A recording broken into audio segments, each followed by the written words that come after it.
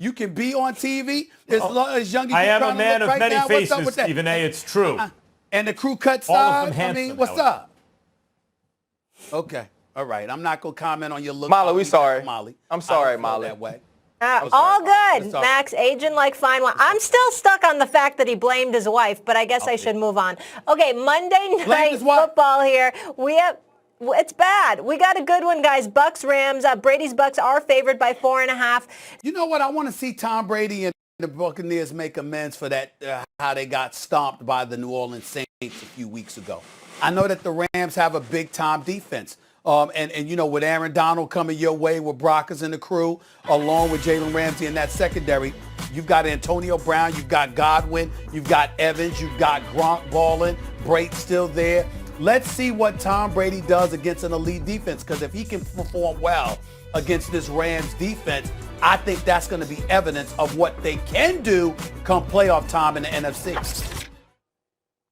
Well, I actually think it is about the quarterback versus the defense, but it's the other way around. I think the Bucs defense is going to determine this game. It's an elite defense. I like the Bucs defense as the decider in this game. They have been excellent this year, and I expect them to look really good against LA. This game is about both teams' front line, about their offensive line. If the Rams can and be elite at times, I believe the Rams have the upper hand, because now you can be creative in the pass game with play action. And we've also seen when Tom Brady was under duress, 2 times against the Saints and against the Chicago Bears, and he was not good, and they got curb stomped in one of those games. So I'm interested to see which line can dominate the front of the game tonight. All right. Yeah, this is awesome. It's great to see that. You know, when I played, I didn't really notice it, to be honest. I noticed that they're wearing black and white. I didn't know that it was black and white for so long. And I love that we are continuing to talk about these barriers. And we want to continue to mention them, because eventually we'll get to a place in society where there isn't any more barriers. As an African-American who played and an African-American who had relationships with these refs, both black and white and other, it's going to be great to see an all-black referee crew. It is. They always say that special teams are a third of the game. I actually think it's quarters. I think it's offense, defense, special teams, and officiating. It's a massive part of the game. Yeah. And we had players that we watched growing up. I have a lot of memories of watching Johnny Greer, the official that they highlighted there. I have vivid memories in prime time and big games. I was not familiar with the story of Burl Toller, who started officiating NFL games in the 60s when the climate was wildly different, and I can't imagine what he had to go through. So as much as we celebrate other black players, black coaches, and all those great things we've done, officiating is a massive part of what we do, and this is a great, great thing. Great job by Steve, too. The Jerome Boger, Johnny Greer thing is cool, because Johnny Greer used to wear number 23, all right? And he was the first African-American official to officiate a Super Bowl, and Doug Williams was the quarterback who became the first African-American to win as a quarterback. And then the same game, Greer was like, now Jerome Boger wears the 23. And Johnny Greer's still with us. He's 73 years old. He works for the NFL. He supervises. Like, Johnny Greer is a fantastic piece. And talk about Hall of Fame and guys who are... Right. Johnny Greer was a part of all of our childhoods. He's still a part of every game today. He still plays a role. 23. It's like a player wearing 4 because they love Favre growing up. You know what I mean? That's really cool. Great job, Steve Weiss. I was about to say, great job by Steve Weiss for bringing this to our attention. We'll be celebrating it tonight, and it's nothing to sneeze at. This might be the best game of the weekend. We've had such good action. Huge juggernaut matchup between these two squads. The Buccaneers hosting the Rams in Tampa. Let's talk about this a little bit. Shregs, is there an X factor that you're looking at? An X factor. X factor. Let's go. Let's break it down. Let's go. The defensive backfield for the Rams is the best in football. I'll put that up against the Baltimore one. I'll put that up against anything you see all around the league. When Demarius Williams is on one side and Jalen Ramsey is on the other, you have 2 guys who should be all-pro corners. That's how good these 2 have been. Williams is making a name for himself. He had 2 picks last week, but he's had 4 huge picks in all these games. And they're going up against the trio. Godwin, Evans, and of course Antonio Brown. This is a chess match. Brandon Staley versus Byron Leftwich, and if you really want to look at it, it's McVay versus Arians. I can't wait to see the DBs go up against the wide receivers.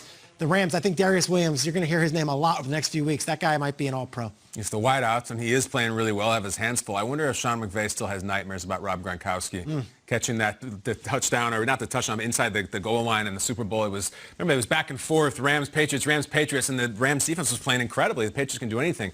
Gronk makes what should have been the ultimate walk-off, and he retires. I'm looking forward to that, him against the Rams again. And also, I have memories of a young Jalen Ramsey on Jacksonville playing against the Patriots in the Super Bowl. And Gronk, and AFC Championship, Jalen running up to Gronk and screaming at him, "You can't bleep with me, Gronk!" Yep. And that was when he was still emerging Jalen, like making a name for himself, and he wanted to test himself and prove how good he was against Gronkowski. So as much as I love the three wideouts, I would not be surprised to see Jalen line up one-on-one with Gronkowski in this game. That's the matchup. I mean, he had to deal with DK, and now he deals with RG. I'm into this. Yeah, we're familiar with the beast that Aaron Donald is and the surrounding pieces that makes that defense so scary. But how do you attack that? You know, do you avoid Aaron Donald? Do you double team him? Do you chip him with running backs? Do you try to put all the guys on him that you need to kind of suffocate him and then run away from him? No. How about you attack him? I mean, they have Ronald Jones, who I don't think anybody expected to be one of the best backs in the business. Let me repeat, though, he is one of the best backs in the business. There he goes. But this is what he does. Like, that was right up the gut.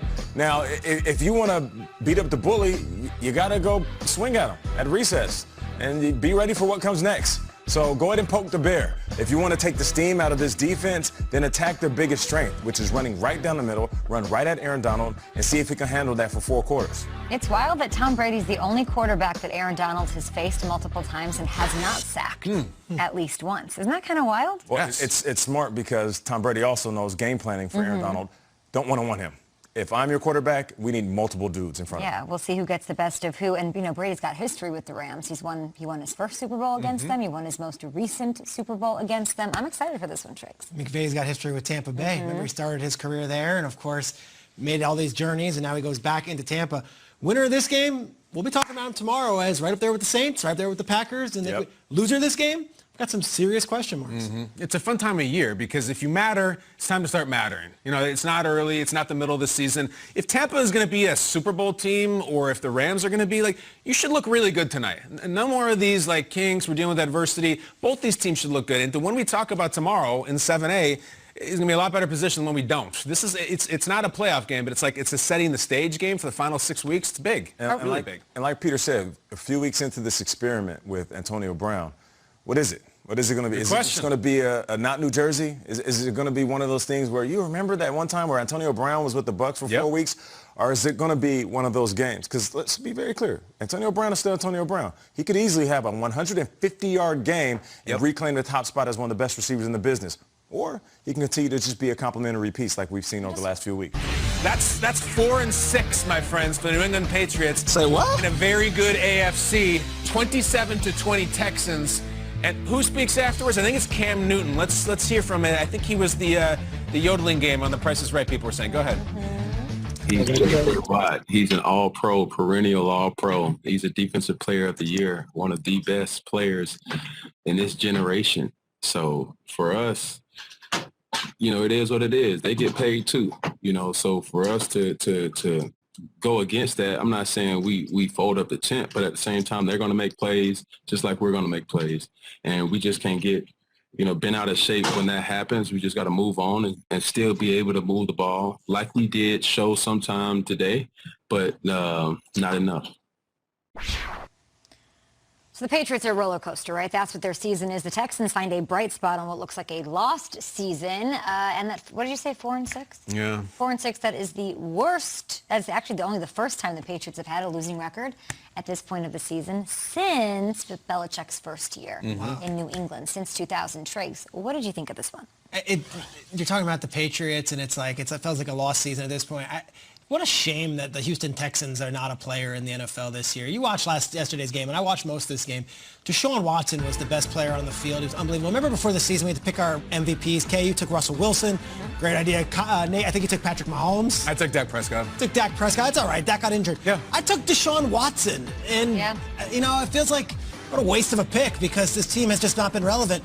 Deshaun Watson was awesome yesterday, and this is the guy I was hoping we'd see. And it's not on him. He's had a really good season. If you look at his numbers, it just wasn't in the cards. So it's almost like I regret and feel bad that the 4th season of his career was just a total waste. I mean, it's just they're not going to go anywhere this year. It's not happening. I know they can go on some crazy run. I don't see it happening.